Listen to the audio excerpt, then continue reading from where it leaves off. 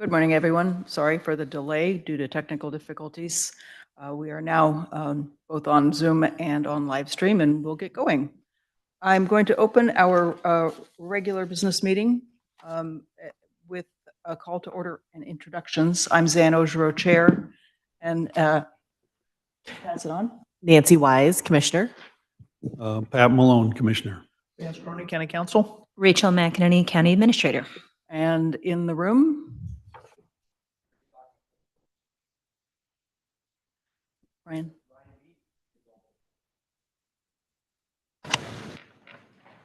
Jen Anfield, County Finance. Greg Munn, Benton County Finance. Stacy Willell, Community Health Centers of Benton and Lynn Counties. Christine Mosbaugh, Community Health Centers of Benton and Lynn Counties. Rick Krieger, Assistant County Administrator. Laura Kwiatkowski, Meeting Recorder. And online. Jeff Van Arsdal, Benton County Sheriff. Thank you very much. We are going to add a couple of items to the agenda, or one item. We have a consideration of an invoice from the National Association of Counties, our annual dues. Under other business, we will not have an executive session. So are there any other changes to the agenda? Okay, at this point, I'm going to recess from our regular meeting, and I'm going to open the meeting of the North Albany County Service District Governing Board and welcome Ryan Beath up to the table. And Ryan, the mic's on when the red band shows around the top. You just need to press the button once.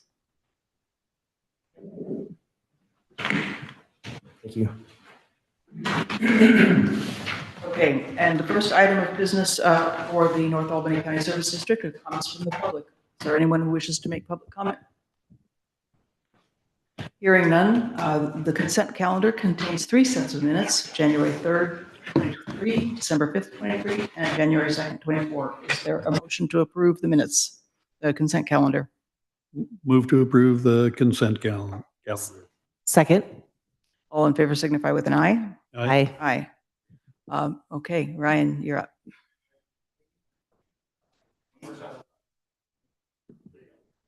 Thank you. Sounds better. All right. So good morning. I'm Ryan Beath with the City of Albany Public Works. Back again this year to present the annual water rate changes for the North Albany County Service District.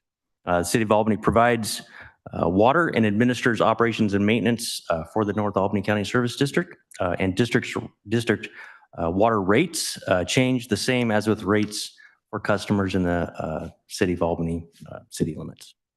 So this year, the City of Albany Council adopted a resolution increasing water rates 4%, effective January 1st, 2025. And if there are no questions, the city requests your approval for the 4% increase for the North Albany County Service District water customers. Are there any questions? I will entertain a motion. I move to approve the 4% rate hike, which is in order number D 2024-059. Second. There is a slightly different motion in the packet. Is this sufficient? Okay. Second. All in favor, please signify with an aye. Aye. Aye. Aye. Is there any other business before the North Albany County Service District? Hearing none, the North Albany County Service District meeting is adjourned. Thank you, Ryan. Thank you. Or maybe See you sooner. next year. Yeah. We will now return to the Board of Commissioners meeting for Friday, November 22nd. And the first item is an announcement. Thank you. I'm here to announce Greg Munn as Benton County's next Chief Financial Officer. Greg began earlier this week as he's been onboarded. We found Greg after an extensive search working with a search firm, and we held dozens of interviews with Benton County staff, our leadership, as well as our elected officials. A little bit about Greg. He was formerly the Treasurer and Chief Financial Officer for Washington County, Oregon, a position he held since 2022. Prior to joining Washington County, Mr. Munn served as the elected treasurer and chief financial officer for Deschutes County, Oregon, and the chief financial officer for the High Desert Education Service District headquartered in Redmond, Oregon. We welcome you, Greg. We are looking forward to many years together, and I am very confident that we will weather any storm that attaches us in Benton County. Thank you. Thank you and welcome. Next up, we have a proclamation proclaiming National Rural Health Day in Benton County, and we'll hear from Lacey Molell from the Community Health Centers. Good morning. In the matter of proclaiming November the 21st of 2024 as Rural Health Day in Benton County, we have proclamation number P2024-2023. In recognition of the vital role that rural healthcare plays in our community and the ongoing efforts to improve the well-being of our rural residents, we, the Benton County Board of Commissioners, hereby declare and proclaim the following. Rural healthcare is the foundation of the well-being of our rural communities and essential for the prosperity of rural communities in Benton County. Access to quality health care is a fundamental right and not a privilege, and it is our responsibility to ensure that every resident of Benton County, regardless of their location, has the opportunity to receive affordable and high-quality medical services, access to insurance, and necessary prescription medications. Rural areas face unique health disparities, including issues related to hunger, diet-related diseases, and limited access to safe drinking water, further emphasizing the urgency of addressing these health inequalities. It's our collective mission to foster change and progress in rural health care by supporting initiatives aimed at preserving rural hospitals and improving access to emergency and outpatient care. We are dedicated to investing in the education and support of our rural clinicians and nurses, as well as promoting programs aimed at training rural healthcare providers to better serve our veterans and the underserved in our community. We recognize the importance of expanding telehealth services, as well as making historic investments in rural broadband to enhance healthcare accessibility in remote areas. Now, therefore, we, the Benton County Board of Commissioners, do hereby proclaim our unwavering support for rural health care in Benton County, recognizing the importance of National Rural Health Day and reaffirming our dedication to the health and well-being of our rural community. Thank you, Lacey. Is there a motion to approve the resolution, the proclamation? I'll move to proclaim November 21st, 2024 as Rural Health Day in Benton County. That's proclamation B 2024-023. Second. All in favor, please signify with an aye. Aye. Aye. Thank you. Thank you all. Okay, next up is our opportunity for comments from the public. Is there anyone that registered to make comments? Okay. Anyone online?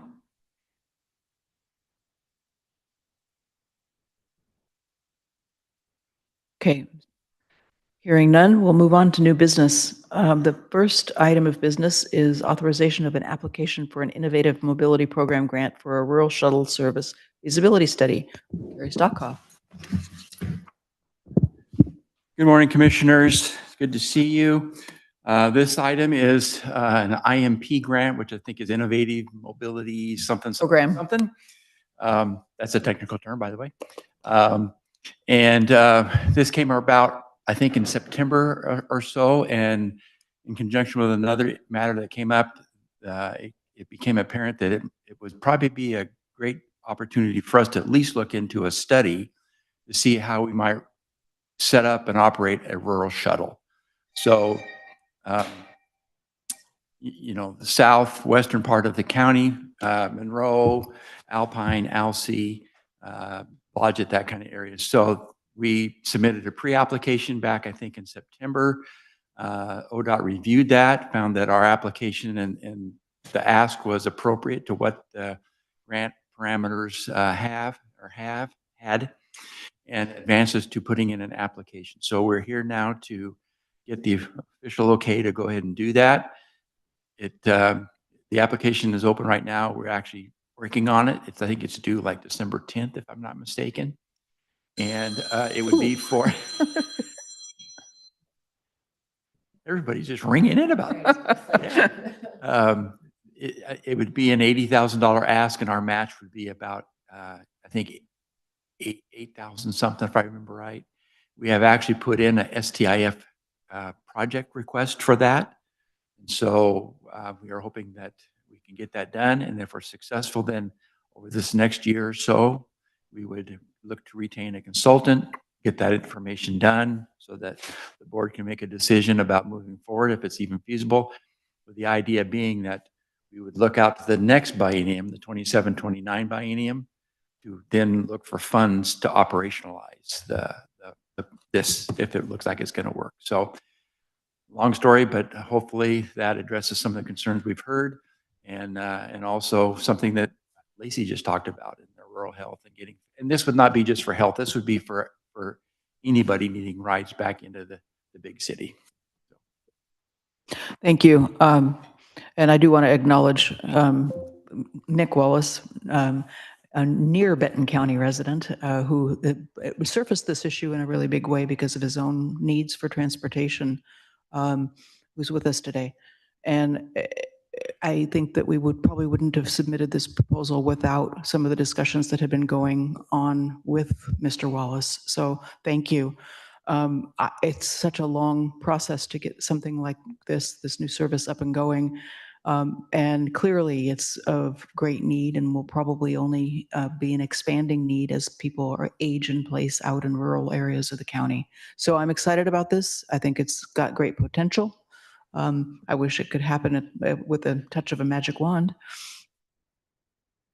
Are there any questions for Gary? Yes, thank you, Gary. I definitely support this. I see that we haven't, so if we get the award, I see that we have not identified where the match would come from. I mean,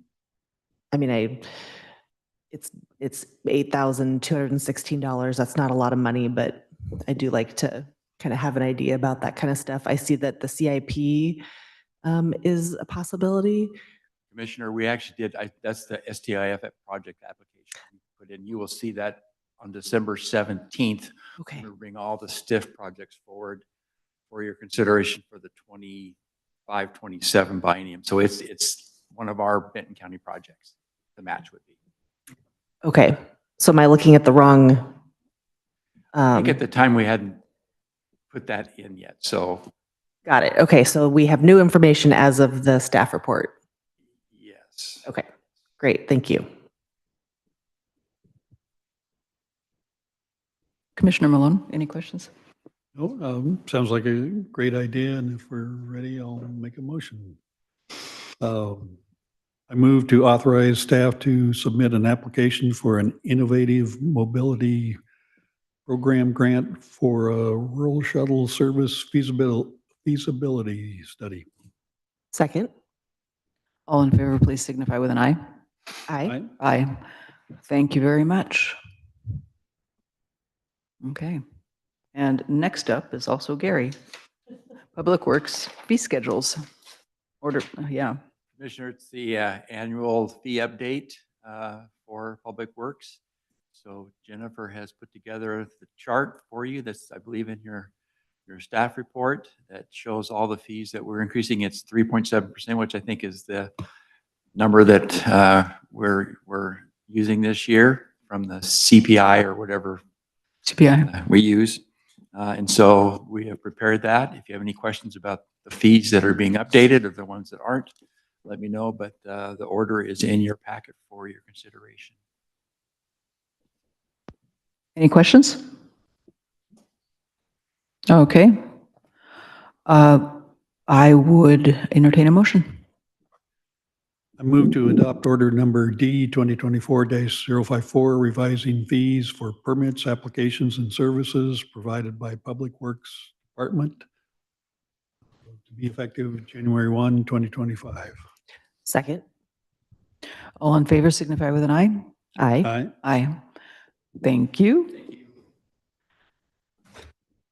Next up is consideration of order number D 2024-058, granting authority to provide banking services and designating custodian of funds, county treasurer, and investment officer, with Debbie Sessions. And Greg Munn is listed on the agenda item as well. Welcome. Thank you. I'll come up to the table here, but I'll turn it over to Debbie since I've just read the staff report. Thank you. Good morning, everybody. The order that you have in front of you in the report designates Greg Munn as the treasurer and custodian of funds. This will enable us to go to the banks and get the signature cards changed to have Greg on them instead of Rick. Let the record show that Rick is doing a happy dance in the back of the room.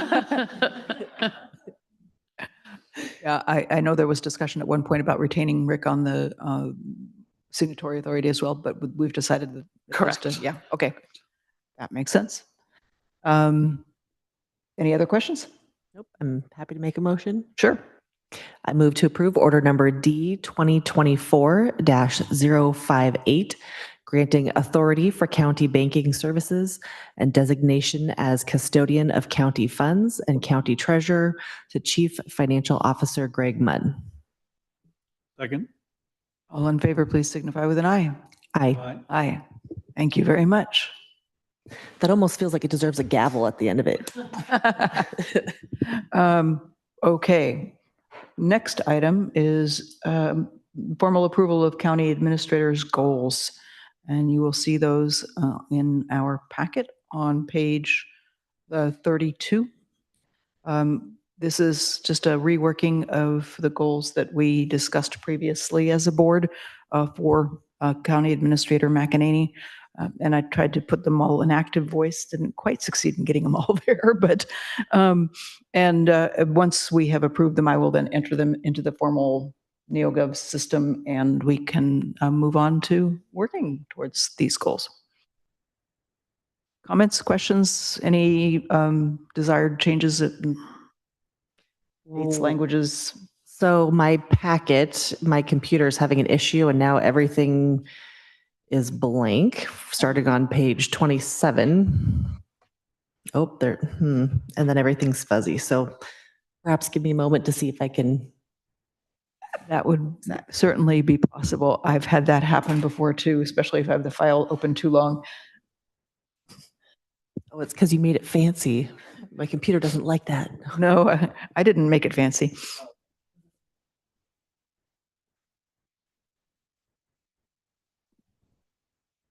You could display it on the, yeah, sure, on the screen.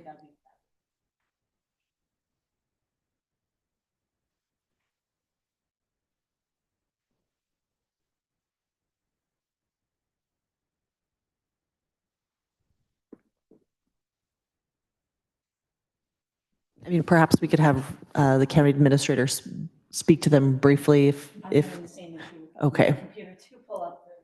Okay. I can go over them. I mean, we discussed this in goals. Sure, but I can read through. Sure.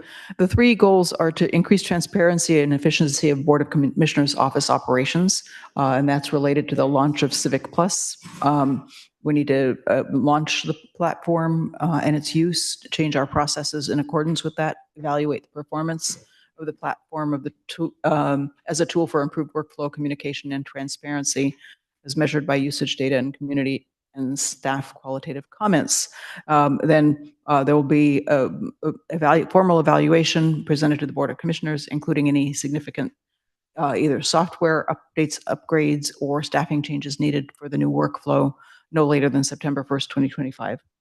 The second is to operationalize the crisis center. That is a big lift because it involves a large increase in behavioral health staff. And so it's going to take a great coordination of leadership across the organization to bring on the new capacity, to train people, to make sure that we have places for them before that building is fully open and operational. And to just make sure that we have the right liability coverage, all of those things. So this is a county administrator level function to make sure that all of that coordination happens. And it probably will take some innovative approach to the hiring itself, the recruitment, simply because recruiting qualified mental health associates and professionals is so difficult at this time. Yeah, so if you want to expand on that, we're going to have to come back and work with the union because we have to change some language as well. As you've been experiencing, this takes time, a lot of time in a meeting room to try to negotiate that. And I do think there's going to be a major recruitment campaign because they are very, very difficult to meet those qualifications. And we may also have to look at our qualifications and change those requirements so we're able to meet the threshold. This is a big shift in Benton County for our employees. We're going to go up potentially 30 people. So I mean, this has to happen. So I would also suggest that we need to be speaking to folks at Samaritan Hospital System and the IHN CCO at the same time to coordinate some of those recruitment efforts and to ensure that we have processes for handoffs among all of the different facilities. So there are probably MOUs that need to be negotiated as well.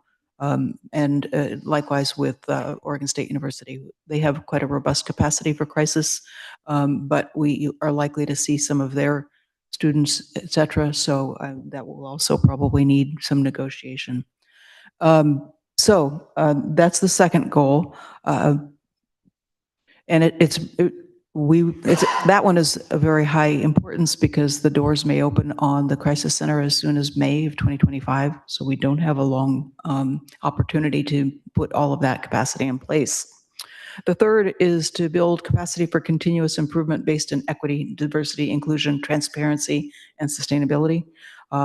The objective is to hire a change manager who will work in the Board of Commissioners office, and they will work very closely with county administrator to coach departments on team building, continuous process improvement, better delivery of services and communications through the use of data dashboards, a whole suite of efforts just to bring us into a better position to be able to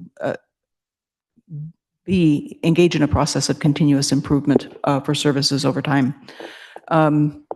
The change manager will also work closely with our human resources staff to implement a more robust training program with respect to diversity and inclusion for all employees. And that may require some additional capacity as well. So you'll hear about some of these initiatives in the budget process also this next year, because a lot of these goals cannot be accomplished without consideration of the resources we have to apply to them.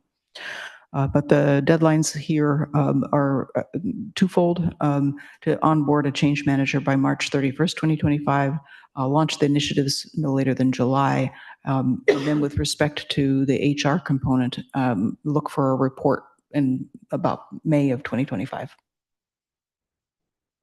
Any questions, discussion?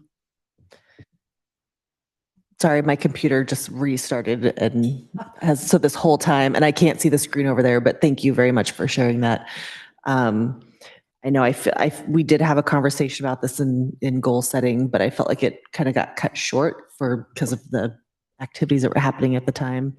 So I just wanted to double check and just, if there's any other considerations that commissioners want to put out there, I just want to make sure we have a chance to have that conversation. If there's any, obviously I don't want to try to overload your plate, Rachel, but just wanted to ask the other commissioners if there's anything else that they would consider adding or changing. Not I at this time. Same comment, not at this time.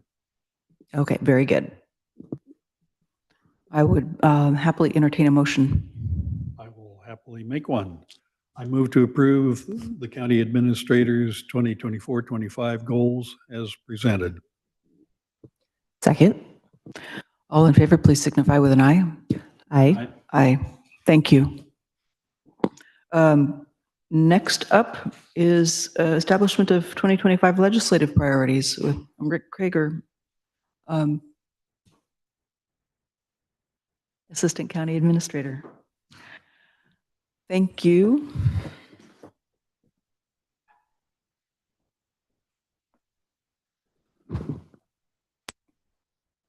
Okay, good morning, commissioners. And congratulations to Mr. Munn as our new CFO. Very happy that he is here and in place. And I'll echo all the nice sentiments that Rachel had said earlier. And I think to add to that, I think also lots of thanks to Debbie Sessions for her interim work over the last 8 months. Could not have done it without her. We were all playing a little bit of double duty, so lots of appreciation for her hard work over that time. So I am here today, and I'll be referring to pages 37 of your agenda packet. And what I have put forward is a summary of proposed legislative priorities. As you all know, we are going to start in a new state legislative session beginning January and coming up here, January of 2025. And as we have the last couple sessions, we like to be able to put forward a legislative agenda that identifies, in some cases, specific ask that we had. And we've all know we've been very successful in some of those in the past, as well as maybe broader concepts, policy ideas, things that we want to be able to try to push forward in the use of our contracted lobbyist CFM. Obviously, they will be carrying a lot of the water in relation to this. These things that I'm sharing here today are from conversations that we had a couple months ago when CFM had joined us. You might recall I had presented you some ideas and thoughts about that. I think generally you were all receptive of those ideas.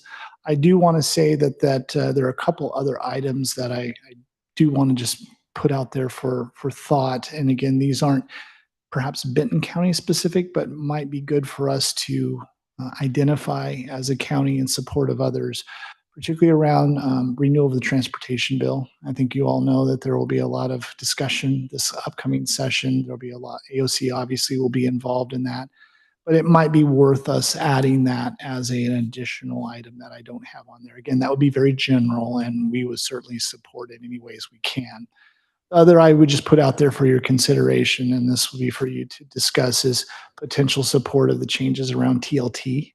I know that's another thing that many counties are looking at to provide more flexibility in relation of particularly the 70% usage. So I just want to put that out there. You can think about that either today about approving that as a change, or we can certainly come back. So I think just real quickly, I'll walk through these at a high level, but certainly can drill down more. The first, probably to surprise to nobody, the sustainable materials management. I really wanted to make sure that we put this on place. We know that we're going to be undertaking a lot of work here in the next 6 months, and there could be opportunities that come out of that, either through policy change, through funding initiatives. And I think it's important that we keep this front and center, that we continue to talk to key members. I think we've already established some strong relationships with some of the reps and senators in relation to this. I know our newly elected representative was going to be visiting with us real soon, so this would be a good opportunity to educate her a little bit more in relation to this. So this is one of those broad concepts, but just want to make sure that it's highlighted and that we're seeking out any opportunities that there might be. The second is increasing housing opportunities, and we're going to have more of a discussion on this on the 18th. I think you're all aware that the Planning Commission has been doing a lot of great work in thinking about housing, particularly workforce housing. You're also aware that we've made a lot of efforts on the permanent supportive housing front around homelessness. And I think, again, this is a broader idea of, where can we continue to make progress in those areas. We were very successful last session with $2.5 million of money for permanent supportive housing. This is still going to be a high priority for the governor.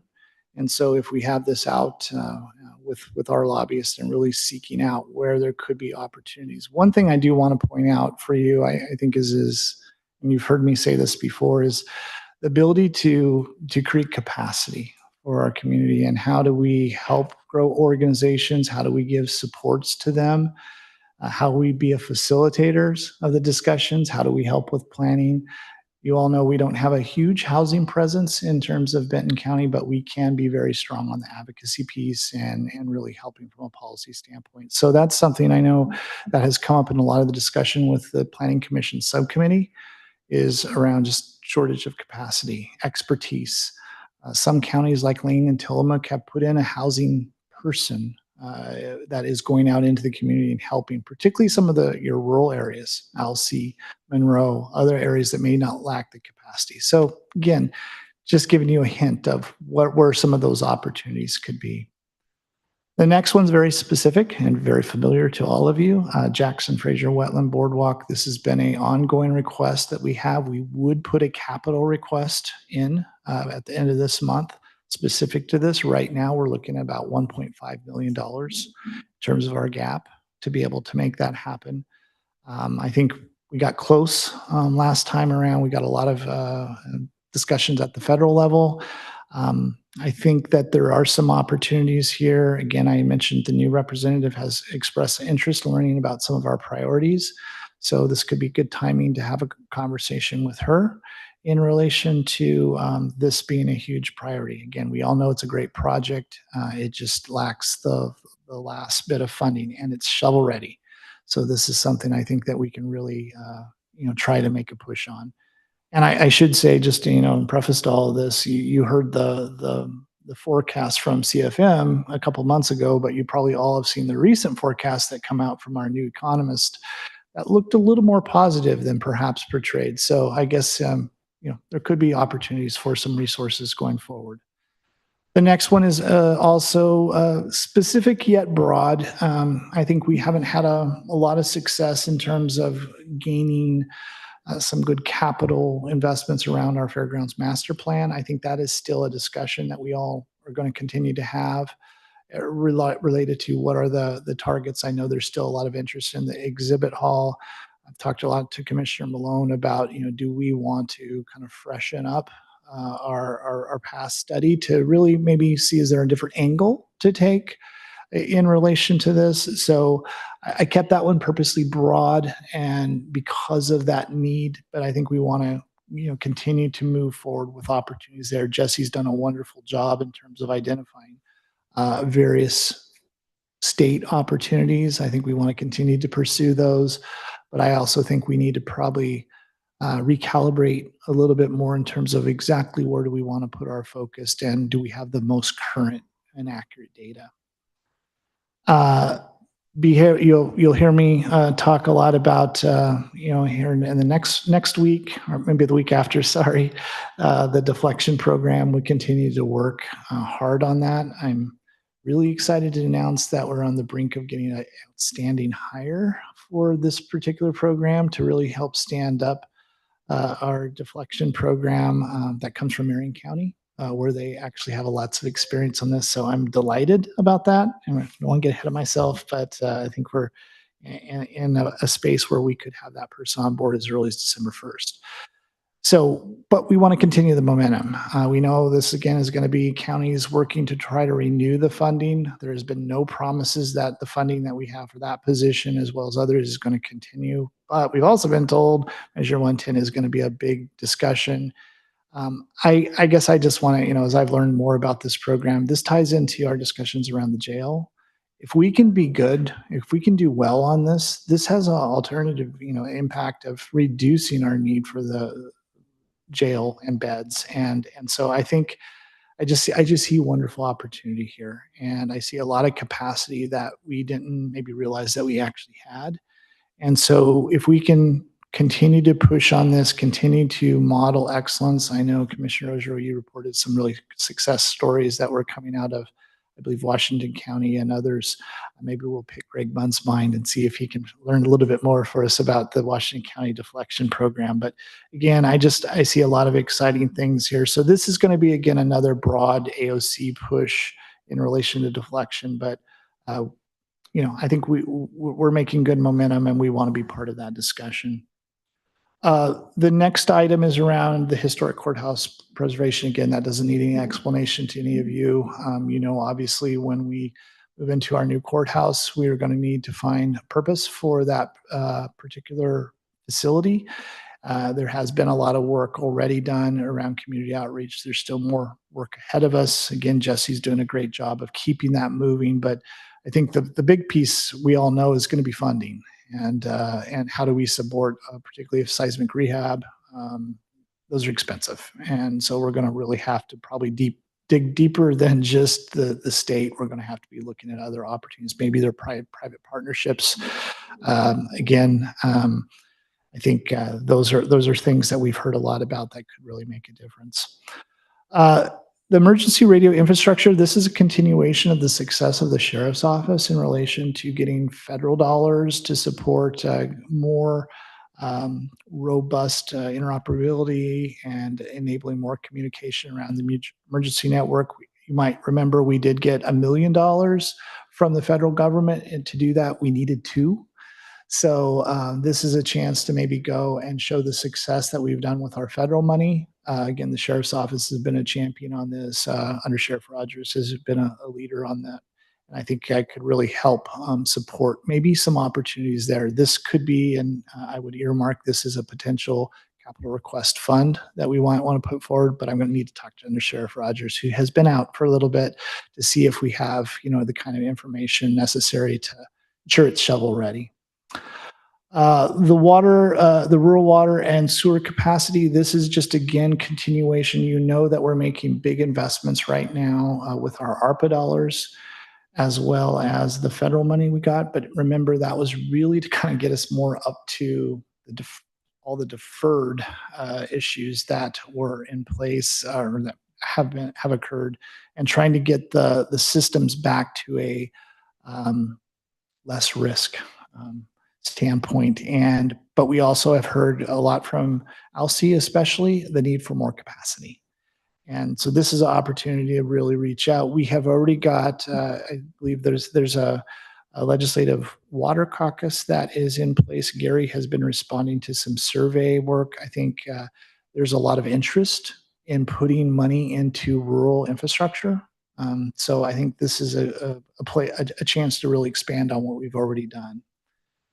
And then lastly is our creative side here, a little bit of innovation. We've talked a little bit about this, and Commissioner Malone has really, I think, just opened up the discussion of what are the possibilities when we talk about things like the jail and other types of infrastructure to try and get state support. We all know that we haven't been able to make any traction, particularly around the jail. And so we've talked a lot about it. Is there a modeling of the state schools program around bonding and bond matching, where the state and the counties could get into a matching type program?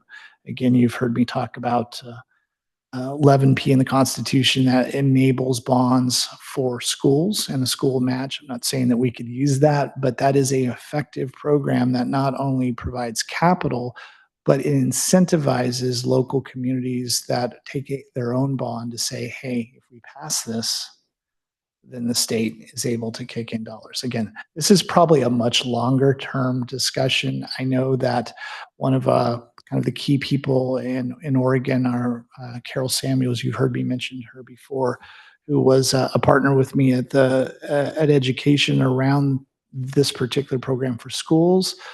She believes that there's a lot of opportunities with this as well, and she'd like to be a partner in helping to educate counties, and is starting to float this a little bit into the finance channel. So this is, again, probably a much longer journey in relation to making something like this happen. But as we all know, it's got to start somewhere.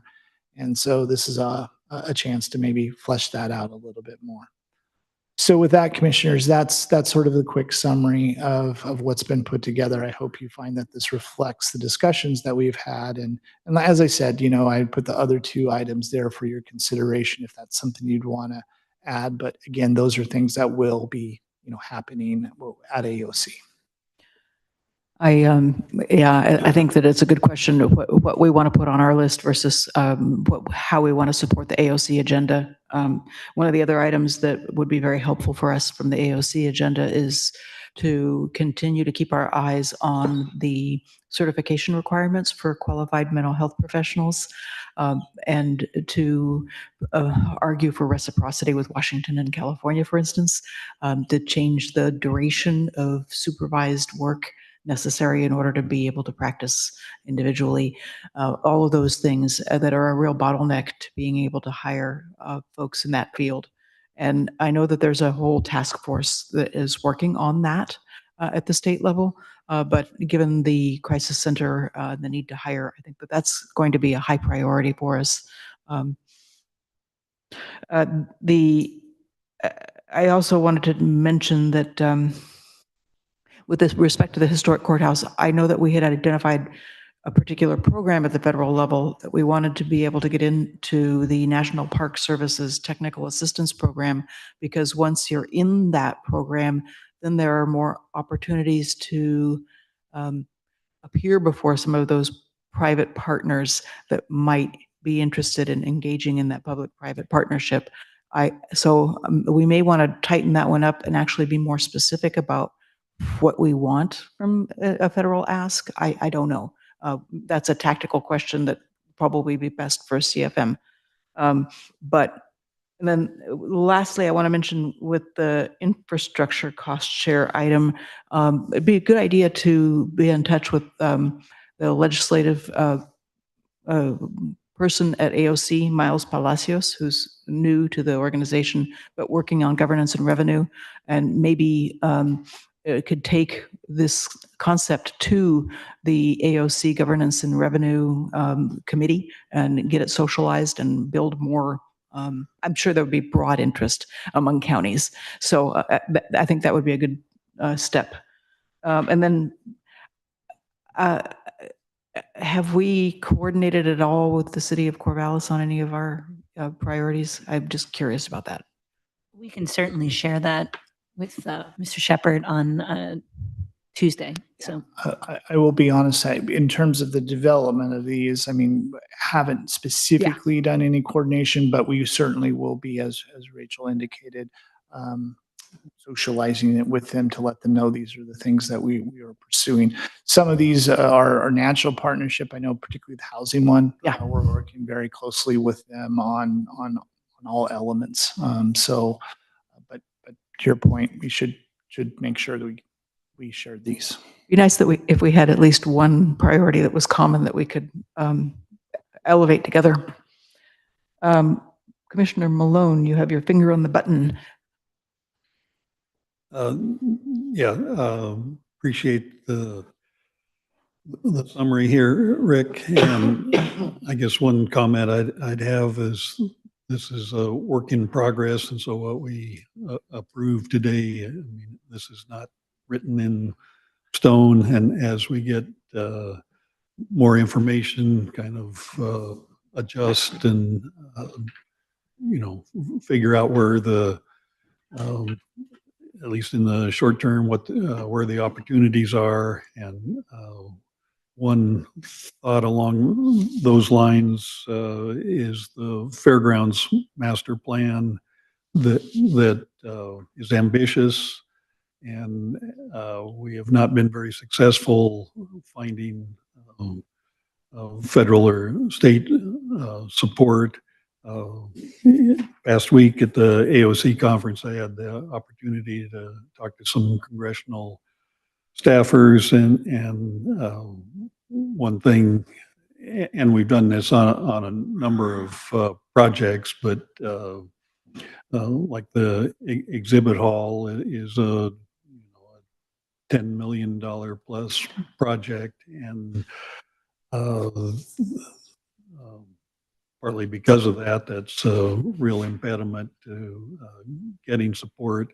So figuring out how to do bite-sized, more incremental asks. And one suggestion that I got was that, and we've talked about this quite a bit, but the fairgrounds is an emergency operation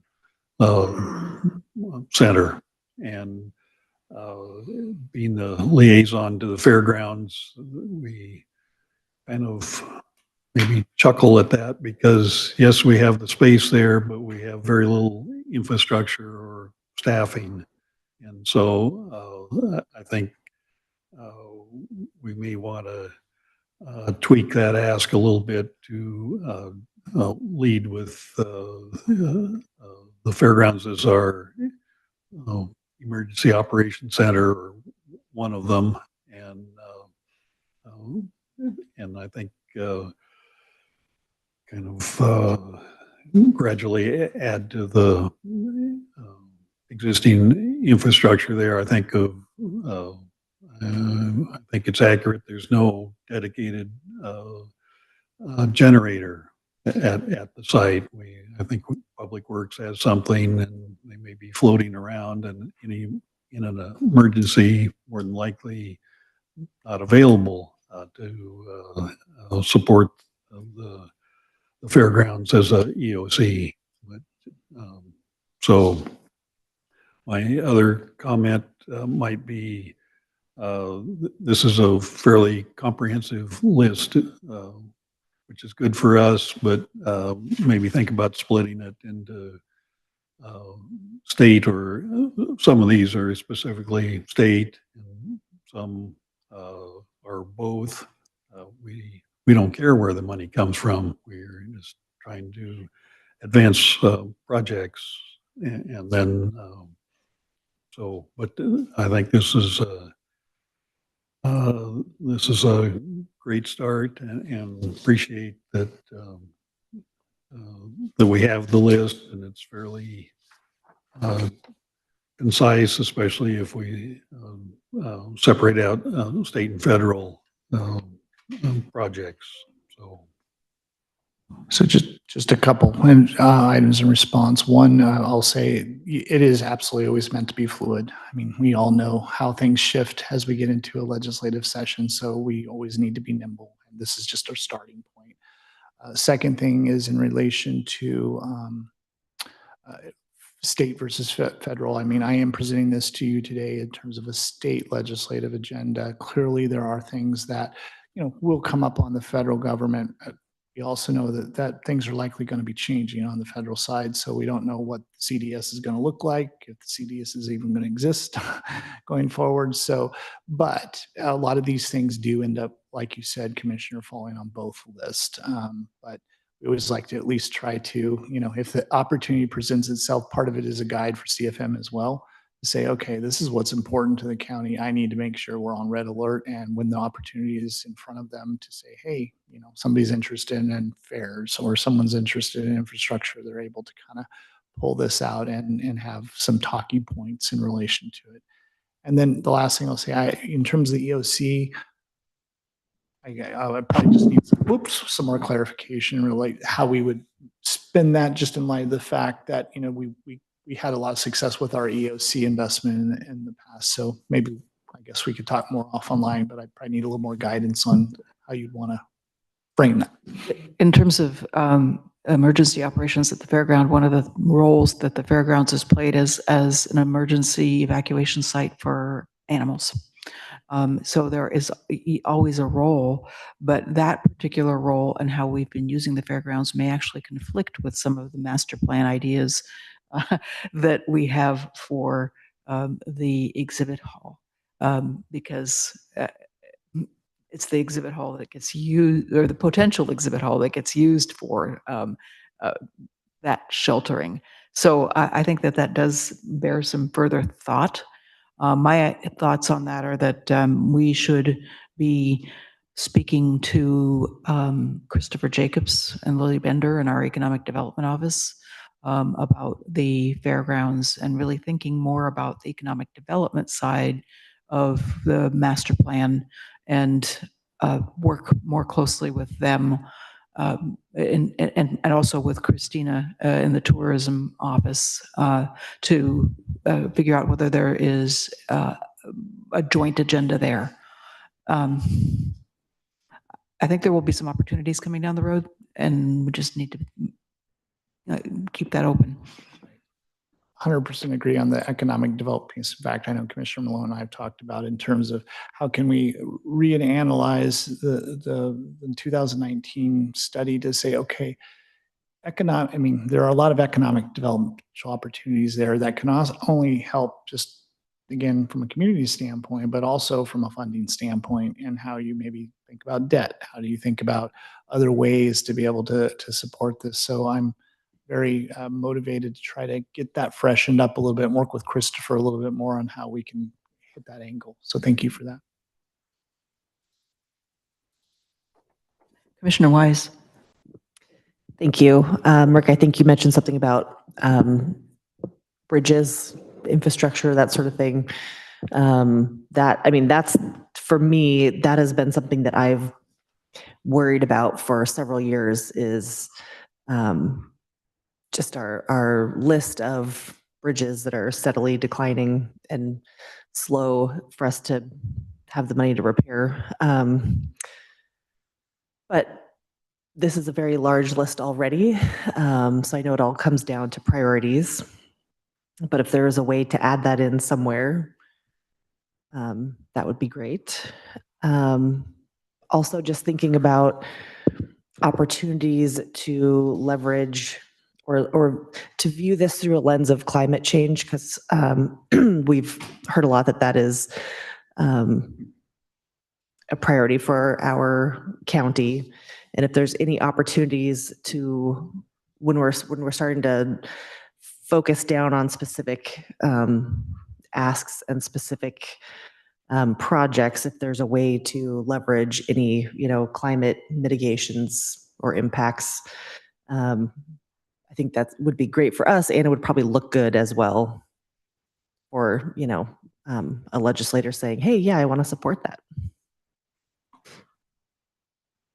Commissioner Wise, those are both excellent ideas. And I think on the bridges infrastructure, I think I have there is one location we can put on what we were talking about in terms of infrastructure, but I think I can also maybe add some additional places to kind of get to your concerns. One of the things we talked about housing is to making it, we talk about dollars for housing, but we know there are supporting infrastructure. You need, transportation, you need bridges to be able to get from point A to point B. So I think I can freshen this up a little bit to maybe hit that point, as well as some of your thoughts around the climate change. I think those are both equally important. So I'll see what I can do to And I acknowledge we can't ask for everything, right? And I think there's a way we don't necessarily have to add something new. We can just sort of, slightly broaden and put it to be maybe a different concept, but it leaves us open to not look like we're asking for everything.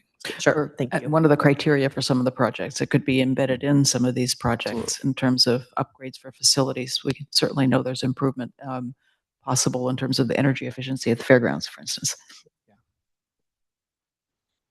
Well, I was just thinking in my 6 years that I've been here, and I've had legislative interests for several decades, and just the progress that Benton County's made in focusing and being able to articulate specific projects that we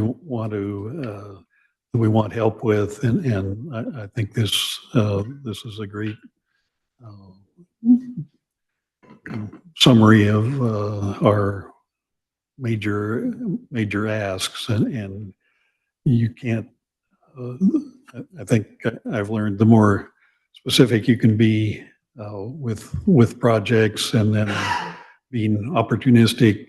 Oh, okay, well, that's that one's not moving this session, but when you talk about housing or mental health with the governor's priorities, I think it's always good to see what's out there and then figure out how to tailor our requests to have the best chance of being successful. So I'm thrilled at the progress that we've made. Credit to the 3-year leadership. It was you guys that pushed this. And so credit to back to you. I think it's, just want to say that it was Commissioner Malone that really pushed for the CFM contract. So, yeah, thank you. It's made a difference. Any other discussion? If we're ready for a motion, Ready for motion? I move to approve the 2025 state legislative priorities as presented and adjusted through today's discussion. Second. All in favor, please signify with an aye. Aye. Aye. Aye. Thank you. Thank you. And next, related topic, budget priorities. And we'll welcome Greg back up to the front as Can we well. maybe take a Ms. short, Jen. we take a short break? Okay. There has been a request for a short break, so we will start with the next agenda item in 5 minutes.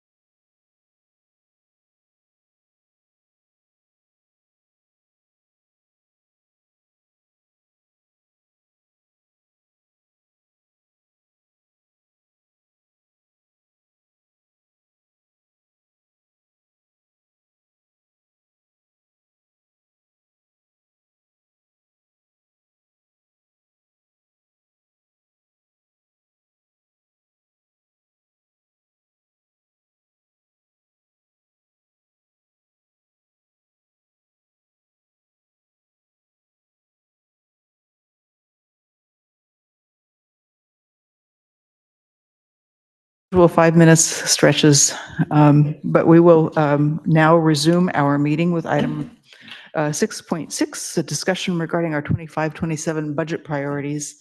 And we have at the table Greg Munn, Rick Krager, Jen Ambule, and Debbie Sessions. So welcome. Thank you, commissioners. If you don't mind, I'm going to jump in here a little bit since I just got the staff report earlier today. I'm on day 5.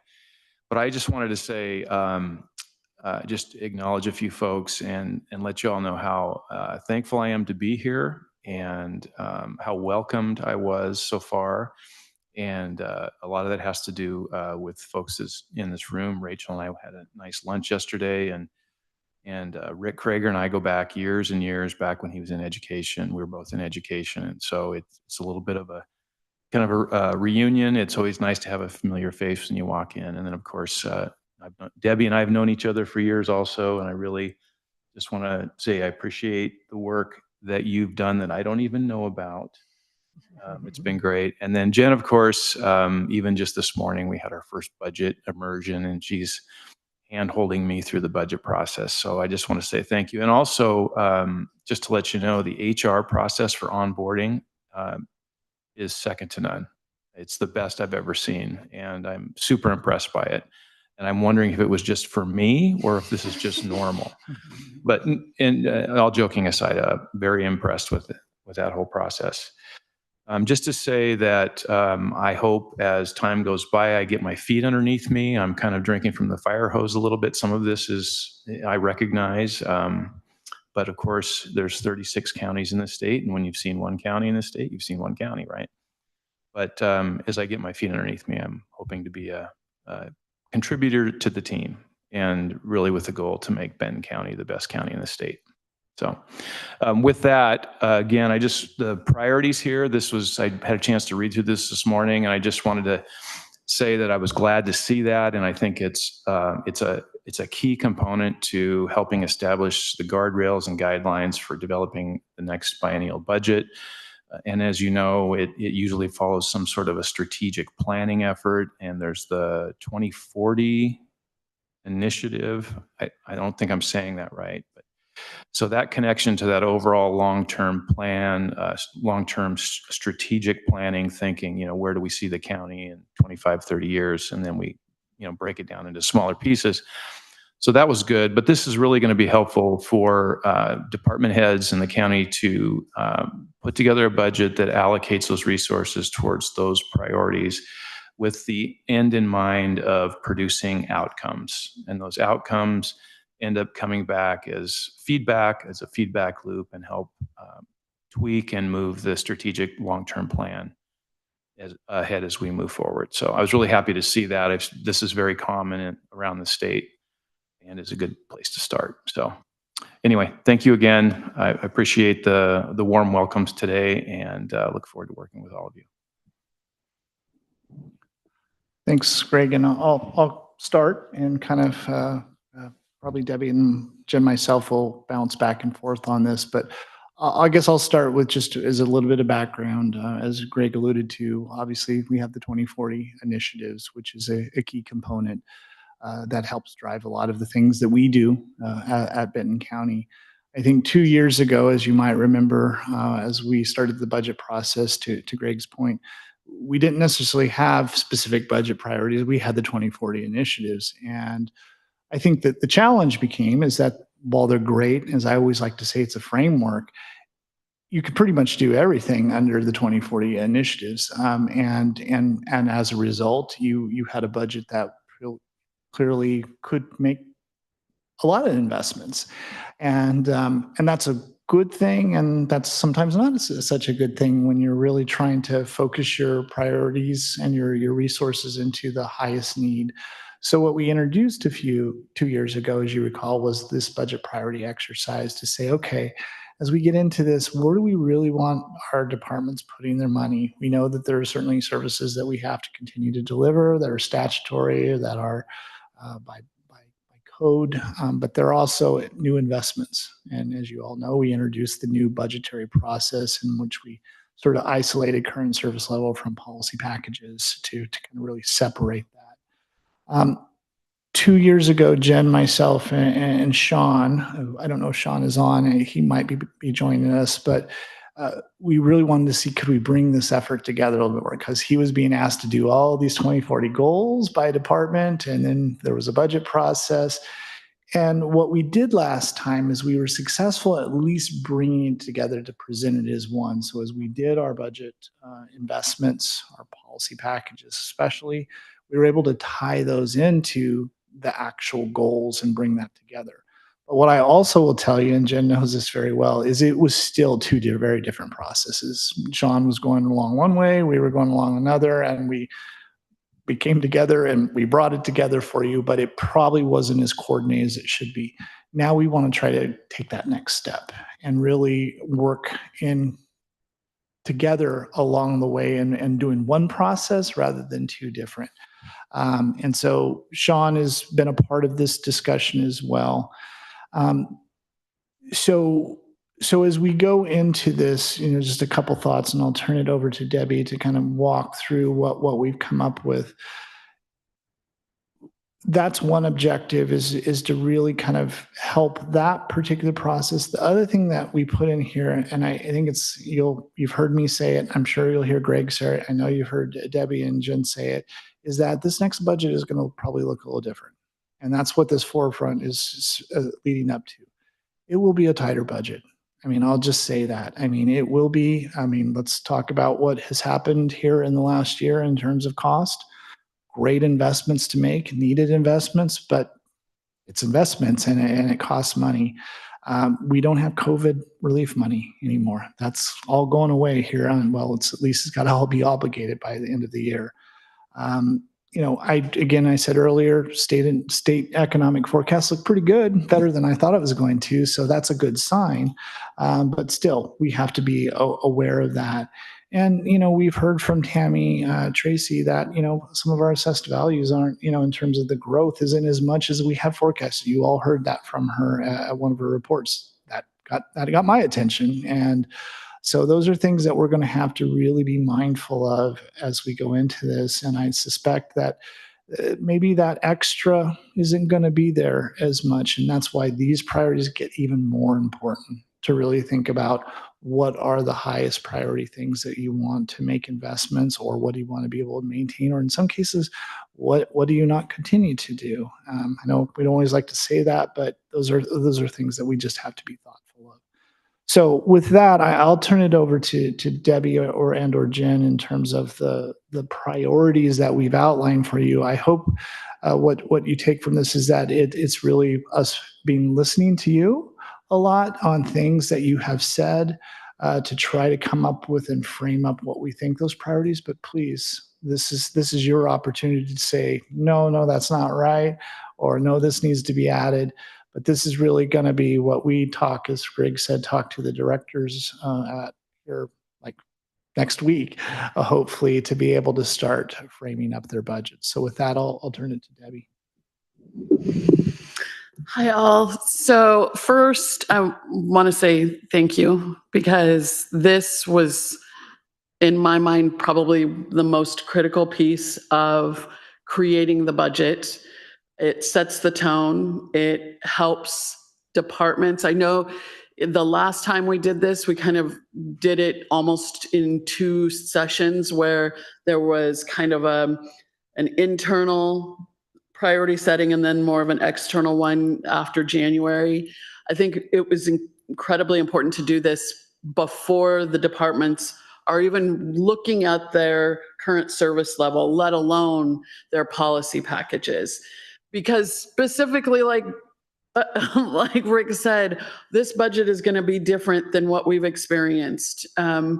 We don't anticipate a whole lot of ability to fund policy packages. There may be some what might be considered essential packages to extend what we've already started, but there just isn't a lot of capacity to go beyond that. So to have a more narrowed view of what the priorities that you have are is going to help all of us, most importantly, the departments, create their budgets.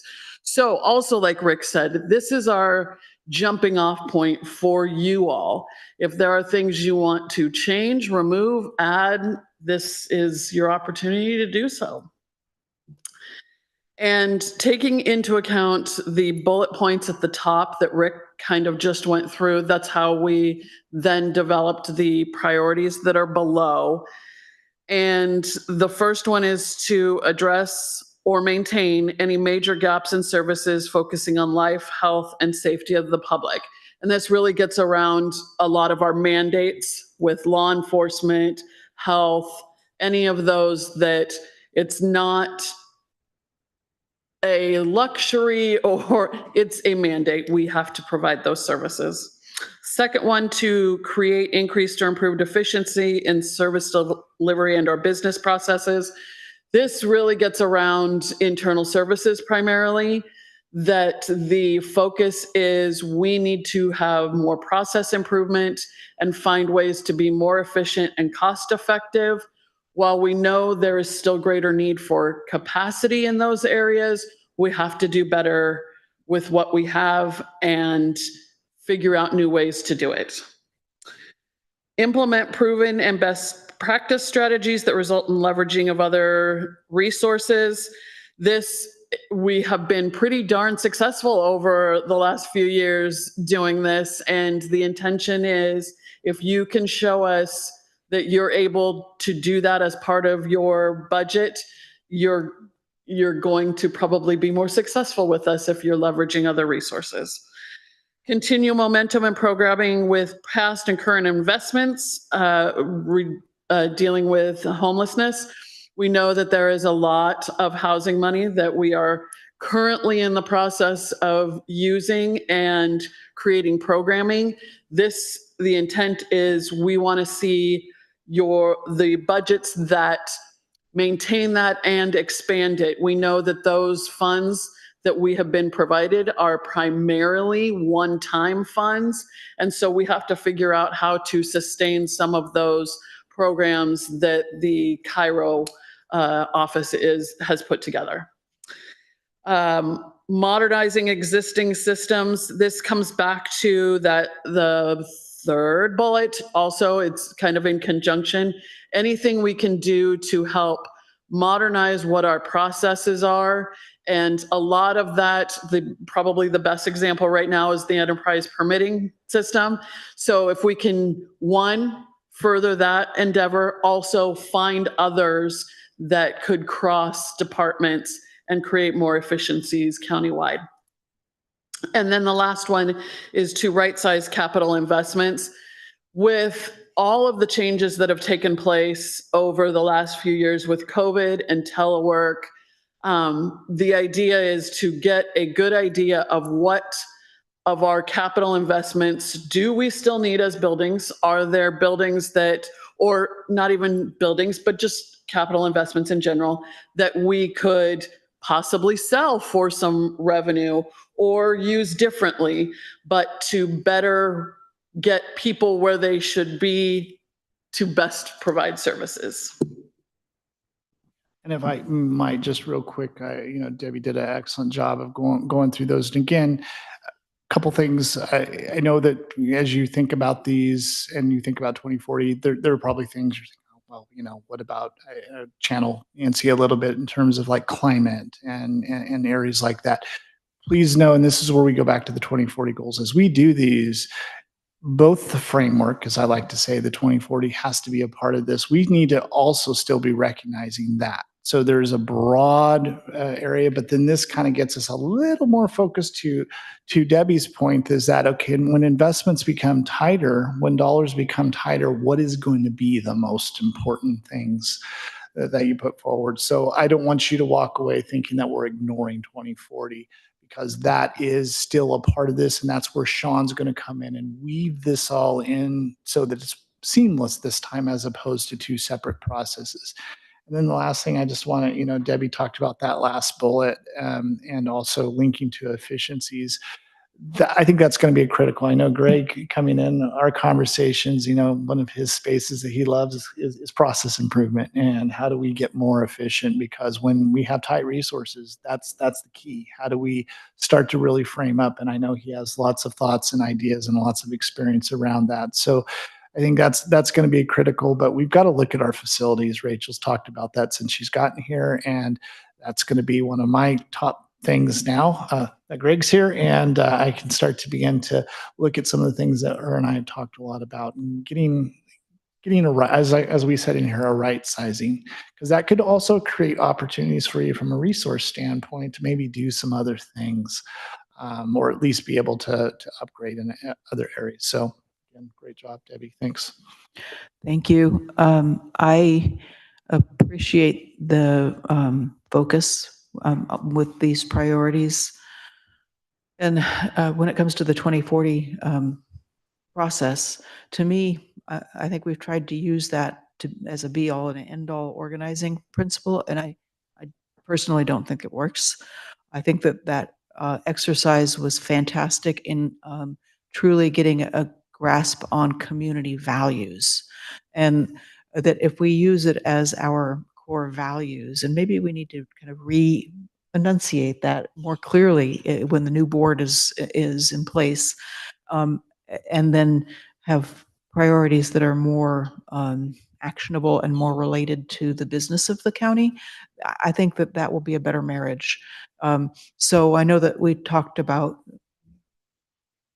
a year ago now at this time, strategic planning.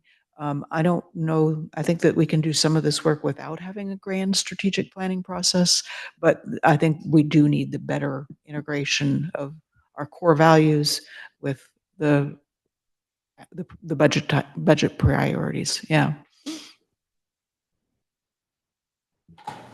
I don't see anything major missing in this list. I think that it's well written to cover the bases. I see that only a couple of subject matter areas are called out: housing and homelessness, and sustainability practices and reduction of greenhouse gas emissions. And I think that's a good start. And the life, health, safety covers again a lot of the other issues. I personally always like to see behavioral health, not just health. I know that health covers it all, but given the crisis center, and again, the fact that that's going to be an emphasis as we move forward into the new biennium, it might be helpful to explicitly state that. Please, colleagues, Commissioner Malone or Commissioner Wise? Yeah, a couple things. I think our timing is pretty good as far as bringing on our new CFO. I'm sure there's been preliminary budget discussions out there, but this is pretty close to the beginning of developing the new budget. And so I think it's pretty good, fortuitous timing to have you on board at this point, Greg.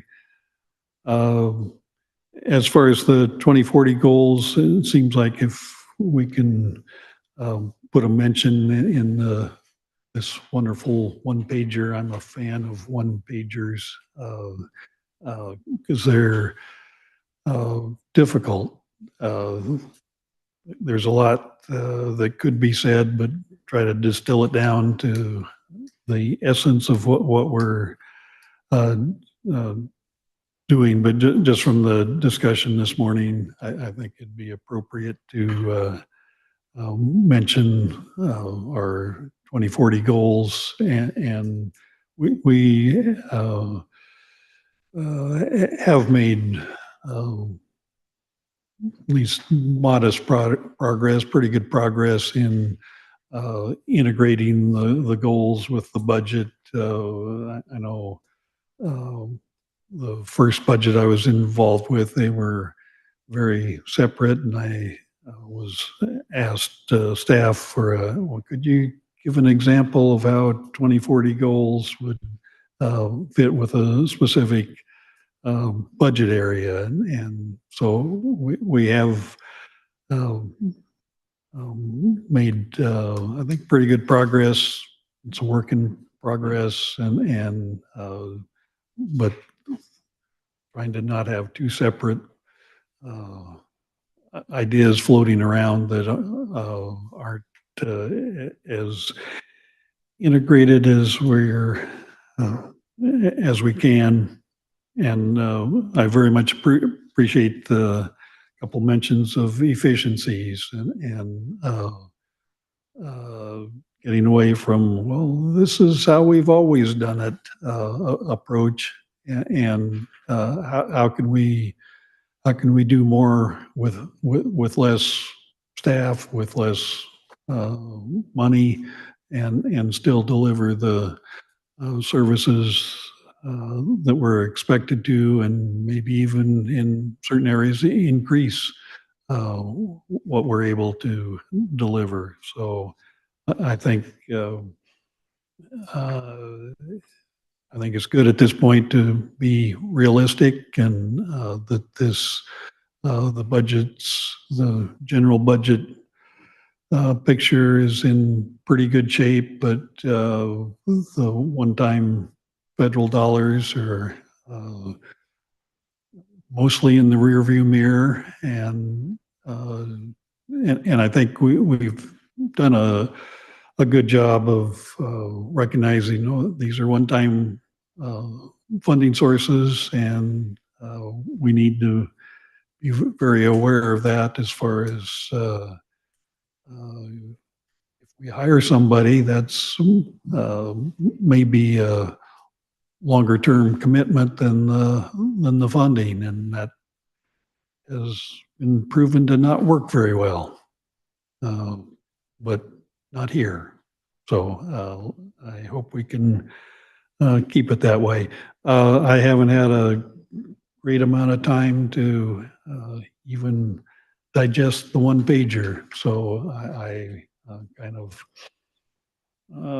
go back to my checker playing days, and I'm not taking my hand off off this document. And if I think of anything that's missing or needs adjusting, I'll let you know. But I think this is a great start. So I have sort of several thoughts kind of floating around, so I'll try my best here. Number one, could you please walk me through what like the steps in the process will be? So this is, maybe step one, when we approve this, then what happens after that, and after that, and after that? What other chances will we have to give feedback? Is it not until budget committee, et cetera? So obviously, new CFO might have some different ideas, and certainly I want to have him to have a chance to put his fingerprints on the budget process. But following the same pattern, this is sort of, as Debbie alluded to, kind of it helps establish for the directors what's important to you, and so this next step would be to inform them, to be able to give them the information.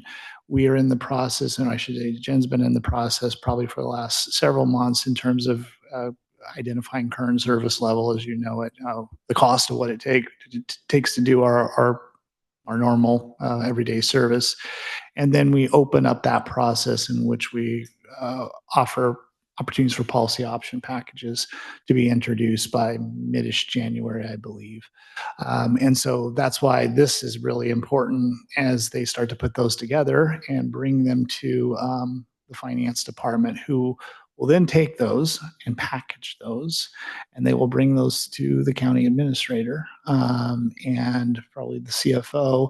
And if they want me to be involved, that's fine, but certainly the two of them, as they go into really trying to look at these priorities and look at all the things that have come in, and then most importantly, look at the money that's available that Jen is saying, because she's the one in the room going to say, oh, okay, you've got to stay within this amount, and try to put together what best fits. And I think after that, of course, the idea is to be ready to bring that to budget committee.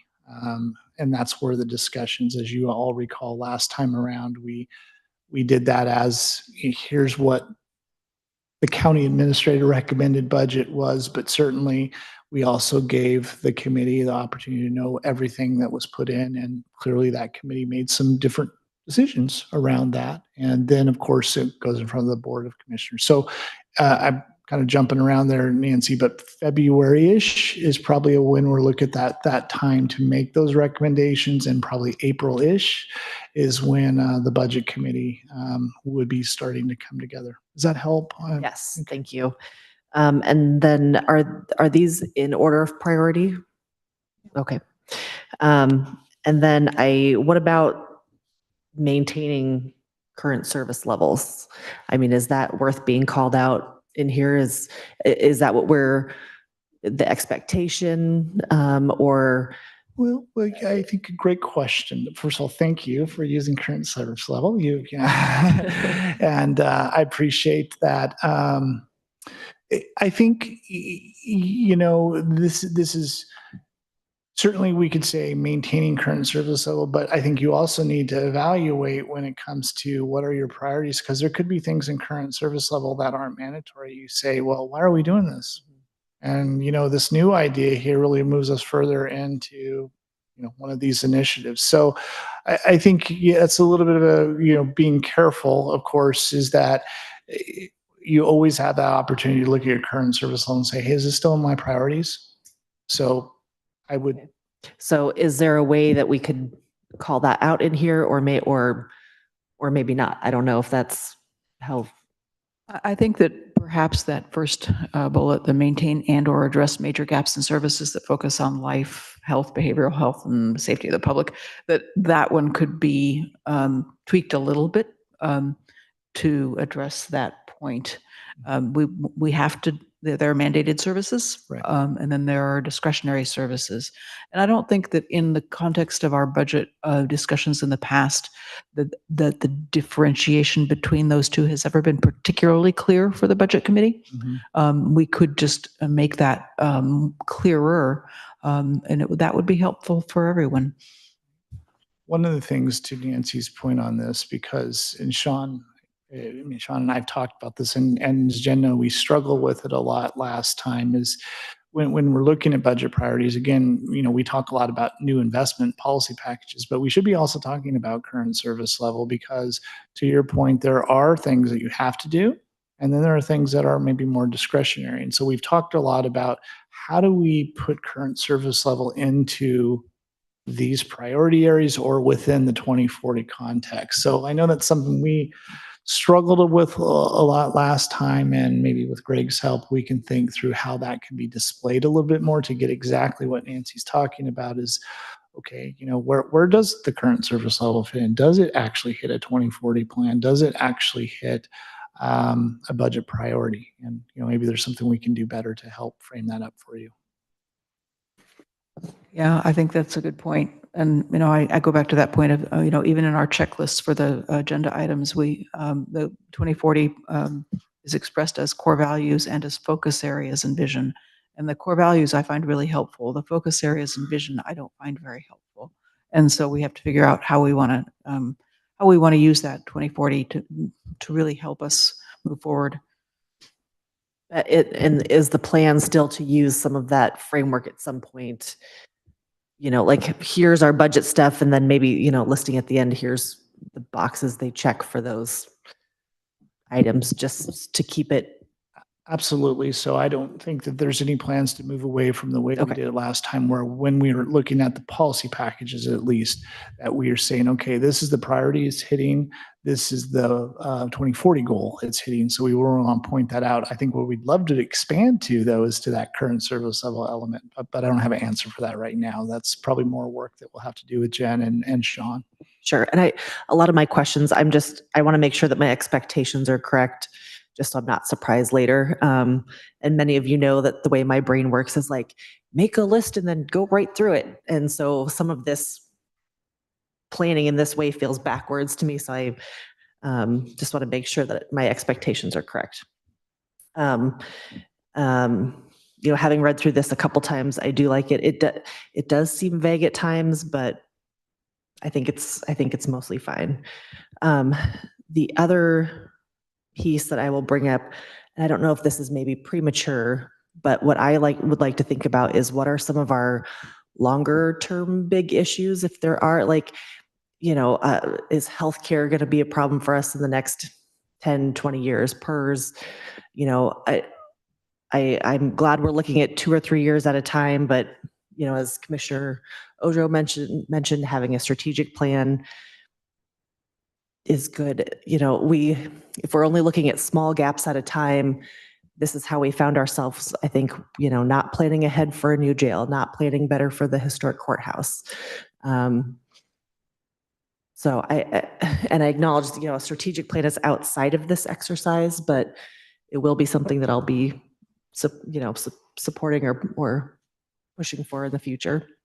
Commissioner Wise and Commissioner Ogerow, and you said something earlier in relation to this. And, obviously last couple of weeks has been certainly a challenge as we moved into emergency operations center mode.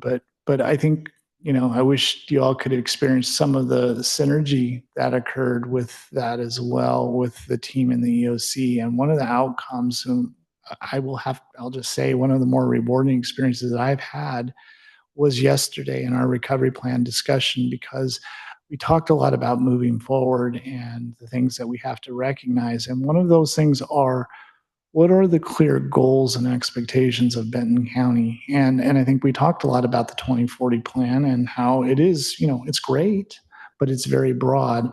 And so, and Rachel and I have talked about this. I don't think we have to, as you said, Commissioner Rose, go through some, lengthy strategic plan. We just need to get really, clear and crisp on, we're talking about priorities here, but what are the clear goals? What are the goals of Benton County that we need to provide? And I think where that goes, it helps clarity for all of us, not only us in this room, but our staff that work every day, and understanding how their jobs and their duties actually roll up to this.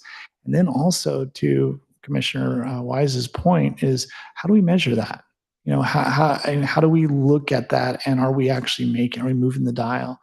That's fun work. And that's I think that we can really do a good job on that. And I know Rachel is all in on that. And we have some ideas for her that we worked up yesterday to be able to share. So we're looking forward to that. So just wanted to applaud your thoughts on that. Thank you. I'll just mention also, I think we started calling it good governance, the good governance bucket a few years ago, but just that idea of making sure that our foundation is solid and that we're filling in gaps before we're trying to, get out in front of our skis. I feel like this covers that. If there's any room to maybe call that out a little bit more directly, I would appreciate that. But overall, I think it gets to that point. Yeah, I think that in terms of the efficiency and effectiveness, it does. The one element that's not called out explicitly is that notion of community engagement and transparency. So maybe that's covered under best practices, but to Commissioner Wise's point, that might be another element to weave in. That it's been very much, if you were listening to the discussion of county administrators' goals, it's very much a part of what is on her plate. So calling it out might be a good idea. Thank you.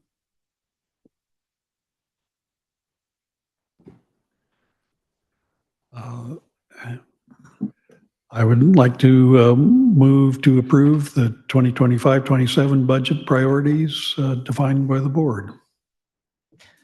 And I have just a procedural question. Do you want to say, as we did with the legislative priorities, the budget priorities as amended through the discussion?